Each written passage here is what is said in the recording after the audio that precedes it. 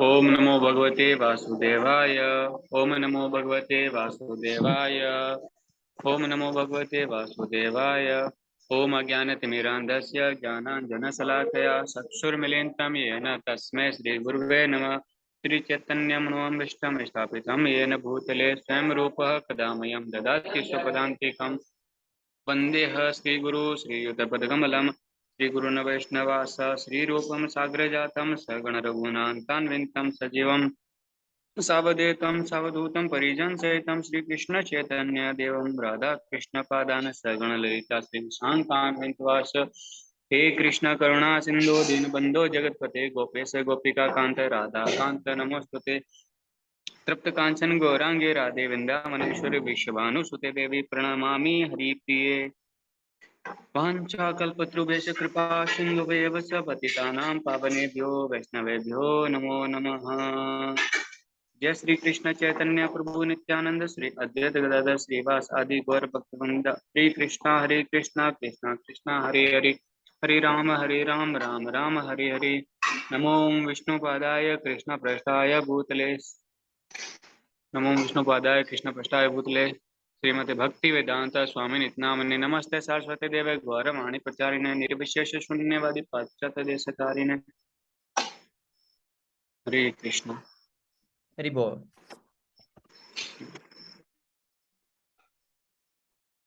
Vishnu Prabhu, can you start reading? Oh, Hare Krishna, Hare Prabhu, please accept my humble obeisances. So glory to Srila Prabhupada. Yes, Prabhu, Hare Krishna.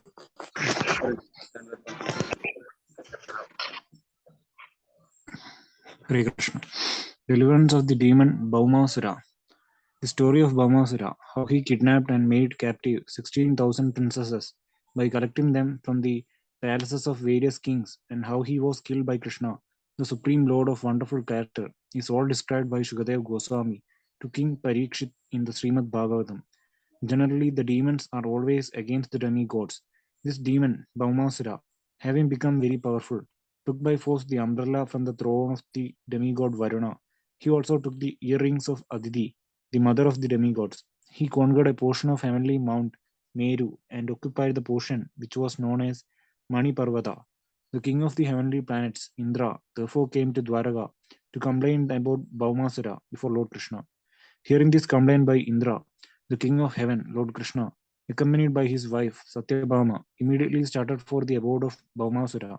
Both of them rode on the back of Garuda, who flew them to Pragjyotishapura, the capital city of Bhaumasura. It was not a very easy task to enter into the city of Pragjyotishapura because it was very well fortified. First of all, there were 4 formidable forts guarding the 4 directions of the city, and it was well protected on all sides by formidable military strength. The next boundary was a water canal all around the city, and in addition, the whole city was surrounded with electric wires. The next fortification was of anila, a gaseous substance. After this, there was a network of barbed wiring constructed by a demon of the name Mura. It appeared that the city was well protected, even in terms of today's scientific advancements. When Krishna arrived, he broke all the forts to pieces by the strokes of his club, and the military strength scattered here and there by the constant onslaught of the arrows of Krishna. With his celebrated Sudarshana Chakra, he counteracted the electrified boundary, the channels of water, and the gaseous boundary were made null and void, and he cut to pieces the electrified network fabricated by the demon Mura. By the vibration of his conch shell, he not only broke the hearts of the great fighters, but also the fighting machines which were there. Similarly, the walls around the city were broken by his invincible club.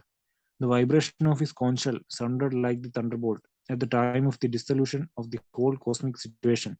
The demon Mura heard the vibration of the conch shell, awakened from his sleep, and personally came out to see what had happened. He had 5 heads and had long been living within the water.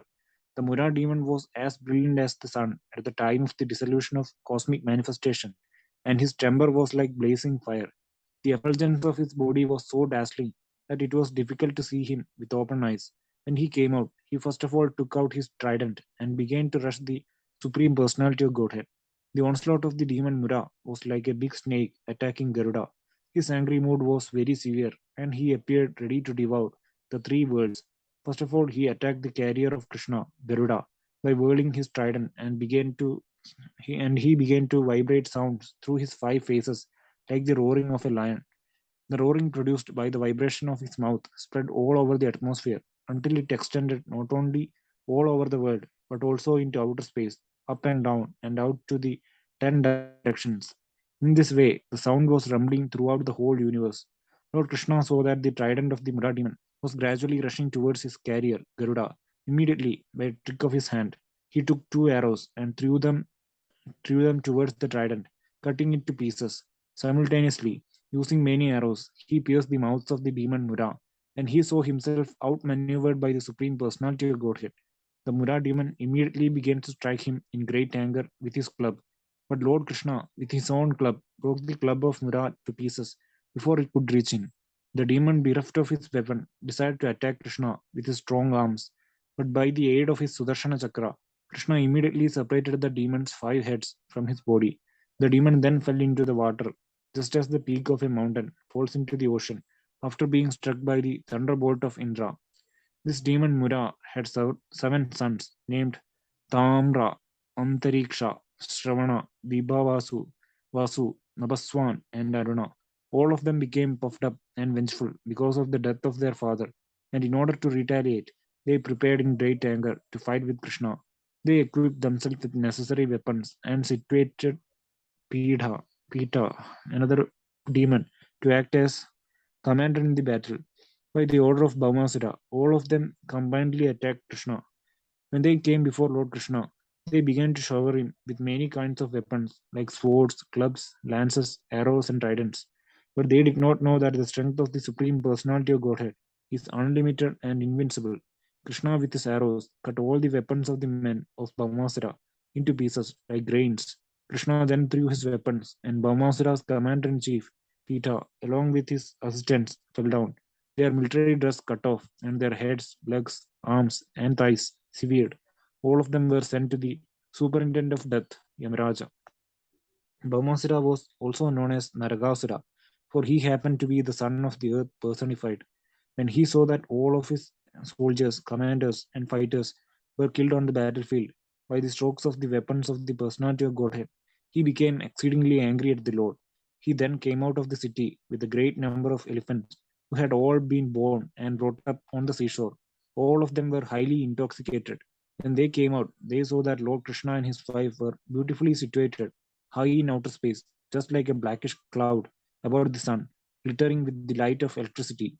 The demon Bhaumasura immediately released a weapon called Shadakni, by which he could kill hundreds of warriors with one stroke, and simultaneously all his assistants also threw their respective weapons at the Supreme Personality of Godhead. Lord Krishna began to counteract all these weapons by releasing his feathered arrows. The result of this fight was that all the soldiers and commanders of Bhamasura fell to the ground, their arms, legs, and heads separated from their trunks, and all their horses and elephants also fell with them. In this way, all the weapons released by Bhamasura were cut to pieces by the reaction of the Lord's arrows. The Lord was fighting on the back of Garuda, and Garuda was also helping the Lord by striking the horses and elephants with his wings and scratching their heads with his nails and sharpened beak. The elephants were feeling much pain by Garuda's attack on them, and they were all dispersing from the battlefield. Vamasura alone remained on the battlefield, and he engaged himself in fighting with Krishna. He saw that Krishna's carrier, Garuda, was causing a great disturbance to his soldiers and elephants, and in great anger, he struck Garuda with all his strength, which defied the strength of the thunderbolt. Fortunately, Garuda was not an ordinary bird, and he felt the strokes given by Bhamasura, just as a great elephant feels the impact of a garland of flowers. Bhamasura thus came to see that none of his tricks would act upon Krishna, and he became aware that all his attempts to kill Krishna would be frustrated. Yet he attempted for the last time, taking a trident in his hand to strike him. Krishna was so dexterous that before Bhamasura could touch his trident, his head was cut off by the sharp Sudarshana Chakra. His head, illuminated by earrings and helmets, fell down on the battlefield. On the occasion of Bhaumasura's being killed by Lord Krishna, all the demon's relatives began to scream in disappointment, and the saintly persons began to glorify the chivalrous activities of the Lord. Taking this opportunity, The denizens of the heavenly planets began to shower flowers on the Lord. At this time, the earth personified appeared before Lord Krishna and greeted him with a garland of Vaijayanti jewels. She also returned the dazzling earrings of Aditi, bedecked with jewels and gold. She also returned the umbrella of Varuna, along with another valuable jewel, which she presented to Krishna.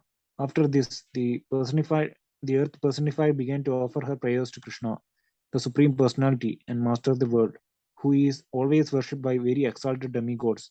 She fell down in obeisances and in great devotional ecstasy began to speak. Let me offer my respectful obeisances unto the Lord, who is always present with four kinds of symbols, namely his conch shell, disc, lotus, and club, and who is the Lord of all demigods. Please accept my respectful obeisances unto you, my dear Lord. You are the super soul, and in order to satisfy the aspiration of your devotees, you descend on the earth in your various transcendental incarnations, which are just appropriate to the devotee's worshipful desire. Kindly accept my respectful obeisances. My dear Lord, the lotus flower is grown out of your navel, and you are always decorated with a garland of lotus flowers. Your eyes are always spread like the petals of lotus flower, and therefore they are all pleasing to the eyes of others. Your lotus feet are so soft and delicate that they are always worshipped by your unalloyed devotee, and they pacify their lotus-like hearts. I therefore repeatedly offer my respectful obeisances unto you. You possess all kinds of religions, fame, property, knowledge, and renunciation. You are the shelter of all five opulences. Although you are all pervading, you have nevertheless appeared as the son of Vasudeva. Please, therefore, accept my respectful obeisances. You are the original supreme personality of Godhead and the supreme cause of all causes. Only your lordship is the reservoir of all knowledge. Let me offer my respectful obeisances unto you. Personally, you are unborn. Still, you are the father of the whole cosmic manifestation. You are the reservoir and shelter of all kinds of energies. The manifestive appearance of this world is caused by you, and you are both the cause and effect of this cosmic manifestation. Please therefore accept my respectful obeisances. My dear Lord, as for the three gods, Brahma, Vishnu, and Shiva, they are also not independent of you. When there is necessity of creating this cosmic manifestation, you create your passionate appearance of Brahma, and when you want to maintain this cosmic manifestation, you expand yourself as Lord Vishnu, the reservoir of all goodness. Similarly, you appear as Lord Shiva, master of the modes of ignorance, and thus dissolve the whole creation. Your transcendental position is always maintained, in spite of creating these three modes of material nature. You are never entangled like the ordinary living entities with these modes of material nature. Actually, my Lord, you are the material nature, you are the Father of the universe, and you are the eternal time that has caused the combination of nature and material creator. Still, you are always transcendental to all these material activities. My dear Lord, O Supreme Personality of Godhead, I know that earth, water, fire, air, sky, the five sense objects, mind, the senses, and their deities, egotism, as well as the total material energy, everything animate and inanimate in this phenomenal world is resting upon you. Since everything is produced of you, nothing can be separated from you.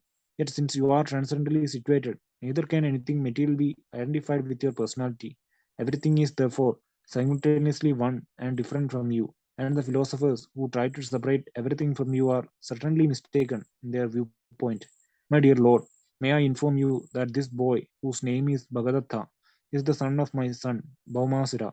He has been very much affected by the ghastly situation created by the death of his father and has become very much confused, being afraid of the present situation. I have therefore brought him to surrender unto your lotus feet. I request your lordship to give shelter to this boy and bless him with your lotus feet. I am bringing him to you so that he may become relieved from the reactions of all the sinful activities of his father. When Lord Krishna heard the prayers of Mother Earth, he immediately assured her of immunity from all fearful situations. He said to Bhagadatta, "Don't be afraid." Then he entered the palace of Bhaumasura, which was equipped with all kinds of opulences. In the palace of Bhaumasura, Lord Krishna saw 1600 young wives, young princesses, who had been kidnapped and held captive there. When the princesses saw the Supreme Personality of Godhead, Krishna entered the palace. They immediately became captivated by the beauty of the Lord and prayed for his causeless mercy. Within their minds, they decided to accept Lord Krishna as their husband without any hesitation. Each one of them began to pray to Providence that Krishna might become her husband. Sincerely and seriously, they offered their hearts to the lotus feet of Krishna with an unalloyed devotional attitude. As the super soul in everyone's heart, Krishna could understand their uncontaminated desire, and he agreed to accept them as his wives. Thus, he arranged for suitable dresses and ornaments for them, and each of them, seated on a palanquin, was dispatched to Dwarka city. Krishna also collected unlimited wealth from the palace, along with chariots, horses, jewels, and treasure. He took from the palace 50 white elephants, each with 4 tusks, and all of them were dispatched to Dwarka. After this incident, Lord Krishna and Satyabhama entered Amaravati, the capital city of the heavenly planet, and they immediately entered the palace of King Indra and his wife, Saji Devi, who welcomed them. Krishna then presented Indra with the earrings of Aditi. When Krishna and Satyabhama were returning from the capital city of Indra, Satyabhama remembered Krishna's promise to give her the plant of the Parijata flower. Taking the opportunity of having come to the heavenly kingdom, she plucked a Parijata plant and kept it on the back of Garuda. Once Narada took a Parijata flower and presented it to Krishna's senior wife, Sri Rukmini Devi. On account of this, Satyabhama developed an inferiority complex. She also wanted a flower from Krishna. Krishna could understand the competitive womanly nature of his co-wives, and he smiled. He immediately asked Satyabhama, "Why are you asking for only one flower? I would like to give you a whole tree of Parijata flowers." Actually, Krishna had purposely taken his wife, Satyabhama, with him so she could collect the Parijata with her own hand. But the denizens of the heavenly planet, including Indra, became very irritated. Without their permission, Satyabhama had plucked a Parijata plant, which is not to be found on the earth planet. Indra, along with the other demigods, offered opposition to Krishna and Satyabhama for taking away the plant. But in order to please his favorite wife, Satyabhama, Krishna became determined and adamant. So there was a fight between the demigods and Krishna. As usual, Krishna came out victorious and he triumphantly brought the Parijata plant chosen by his wife to the earth planet, to Dwarka. After this, the plant was installed in the palace garden of Satyabhama. On account of this extraordinary tree, the garden house of Satyabhama became extraordinarily beautiful. As the Parijata plant came down to the earthly planet, the fragrance of the flowers also came down, and the celestial swans also migrated to this earth in search of its fragrance and honey. Hare Krishna.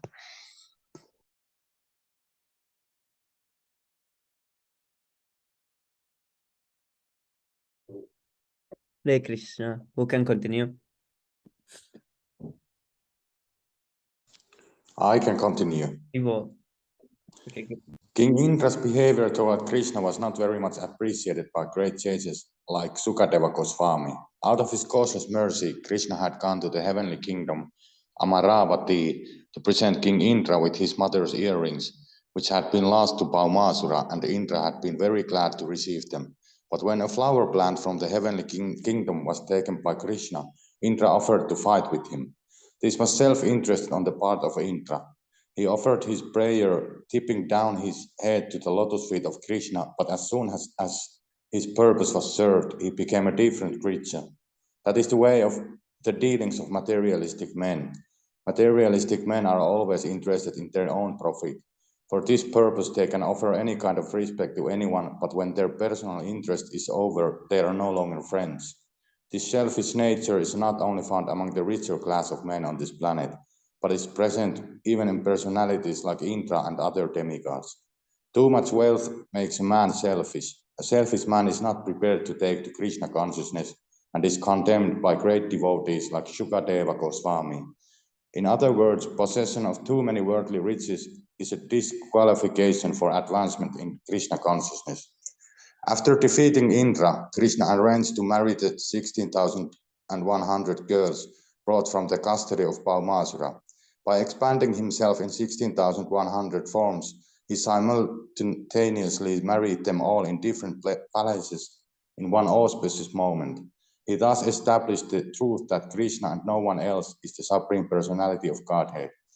There is nothing impossible, for Krishna is the Supreme Personality of Godhead. He is all-powerful, omnipresent, and imperishable, and as such there is nothing wonderful in this pastime. All the palaces of the more than 16,000 queens of Krishna were full with suitable gardens, furniture, and other paraphernalia. of which there is no parallel in this world. There is no exaggeration in this story from Srimad Bhagavatam. The queens of Krishna were all expansions of the goddess of fortune, Lakshmiji. Krishna used to live with them in different palaces, and he treated them in exactly the same way as an ordinary man treats his wife. We should always remember that the Supreme Personality of Godhead, Krishna, was playing exactly like a human being, although he showed his extraordinary opulences by simultaneously marrying more than 16,000 wives in more than 16,000 palaces. He behaved with them just like an ordinary man, and he strictly followed the relationship between husband and wife required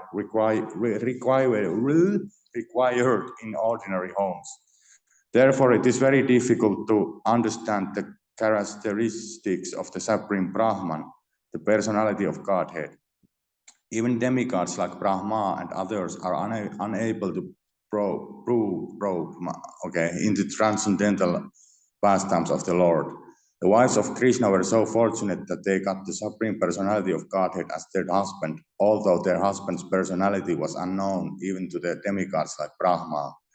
In their dealings as husband and wife, Krishna and his queens would smile, talk, joke, embrace, and so on, and their conjugal relationship ever increasingly developed.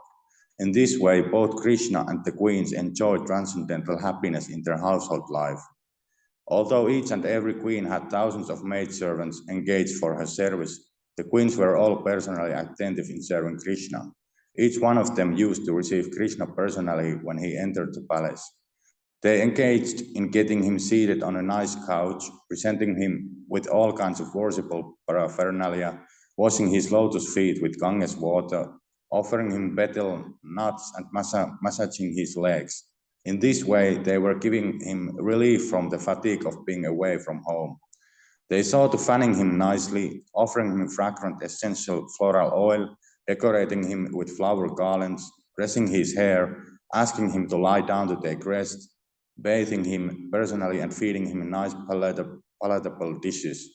All these things were done by each queen herself. They did not wait for the maidservants. In other words, Krishna and his different queens displayed on this earth an ideal household life. Thus ends the Bhaktivedanta purport of the second volume, 4th chapter of Krishna, the deliverance of the demon Bhaumasura. Hare Krishna.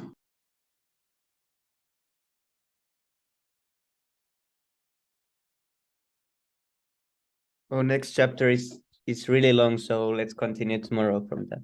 Thank you so much, Prabhus, for reading.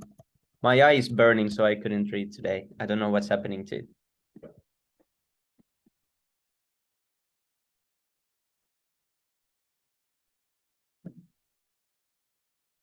Haribo.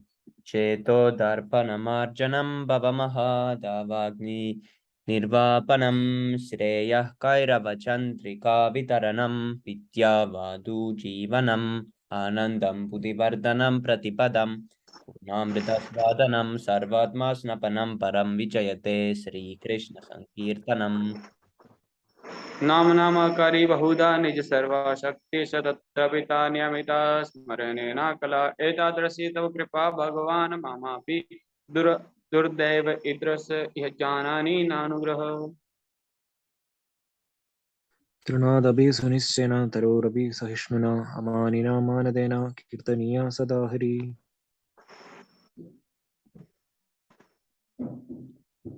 न धनं न जनं न सुन्दरीं कवितां वा जगदीश कामये मम जन्मनीश्वरे भवतात् भक्तिरहैतुकी त्वयि अयनन्द तनुजा किंकरं पतितां मां विशामे भवां बन्धो कृपया तव पाद पंकजा स्थित धूलि सदृश्य विचिन्त्या नयनं गलादश्रुधारया वदनं गद्गदहृदया गिरा पुलकेर्निजितं बभूव कदा तव नाम ग्रहणे भविष्यति युगायितं निमेषेण चक्षुषा प्राविर्ष्यायितं शून्यायितं जगत्सर्वं गोविन्द विरहेण मे आश्लेष्य वा पदारतां पिनास्तु माम अदृश्य माम हरतां कुरुतु वा यथा तथा वा विद्धातु लम्पटो मत प्राणनास्तु सा एव न कृपः Glory to the Sankirtana, which cleanses the heart of all the dust accumulated for years and extinguishes the fire of conditional life, of repeated birth. This Sankirtana movement is the prime benediction for humanity at large because it spreads the rays of benediction moon. It is the life of all transcendental knowledge. It increases the ocean of transcendental bliss, and it enables us to fully taste the nectar for which we are always anxious. O my Lord, your holy name alone can render all benediction to the living beings, and thus you have hundreds and millions of the name like Krishna and Govinda. In this transcendental name, you have invested all your transcendental energies. There are not even a hard and fast rule for chanting these names. O my Lord, out of kindness, you enabled us to easily approach you by your holy name. But I am so unfortunate that I have no attraction for them. One should chant the holy name of the Lord in a humble state of mind, thinking oneself lower than the straw in the street. One should be more tolerant than a tree, devoid of all sense of false prestige, and should be ready to offer all respect to others. In such a state of mind, one can chant the holy name of the Lord constantly. O Almighty Lord, I have no desire to accumulate wealth, nor do I desire beautiful women, nor do I want any number of followers. I only want your causeless devotional service, birth after birth. O son of Maharaj Nanda Krishna, I am your eternal servitor, yet somehow or other I have fallen into the ocean of birth and death. Please pick me up from this ocean of death and place me as one of the atom at your lotus feet. O my Lord, when will my eyes be decorated with tears of love flowing constantly when I chant your holy name? When will my voice choke up, and when will the hairs of my body stand on end at the recitation of your name? O Govinda, feeling your suppressions, I am considering a moment to be like 12 years or more. Tears are flowing from my eyes like torrents of rain, and I am feeling all vacant in the world in your absence. I know no one but Krishna is my Lord, and he shall remain so even if he handle me roughly by his embrace or make me broken hearted by not being present before me. He is completely free to do anything and everything, for he is always my worshipful Lord, unconditionally.